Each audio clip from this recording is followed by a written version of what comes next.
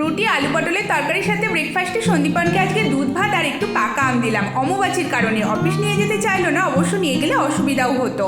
লাঞ্চে দিলাম ওকে ডাল, পটল আলু তরকারি, পাকা আম, ভাত। আজকে সকাল থেকে আকাশটা বেশ পরিষ্কার দেখছি।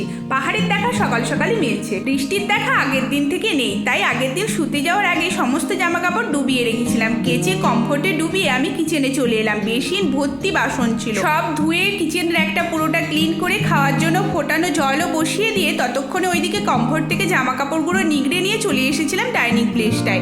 এখানে সমস্ত জামা কাপড়গুলো মিলে দেবো, আর এই মোজাগুলো বাড়ি থেকে এসেই সঙ্গে সঙ্গে কেচে দিয়েছিলাম। অনেকগুলো মোজাই জমা হয়ে গেছিলো, আর ধোয়া জামা কাপড়গুলো সব ডাইনিং প্লেসটার মধ্যে মিলে দিয়ে আমি চলে গেছিলাম স্নান করতে। স্নান থেকে ফিরে ঠাকুরকে ধূপ দিয়ে দুপুরের খাবার খেয়ে নিয়েছিলাম। আজ দুপুরে ডাল আর পটল আলু তরকারির সাথে পাকা আম, দুধ রয়েছে। অমাবাসী উপলক্ষে ছোটবেলা থেকে মা বলতো খেতে হয়, আমার একদম ভালো লাগে না। অমাবাসীতে কে কে খেয়েছো, কার কার দুধ আম পছন্দ কমেন্টে জানাও।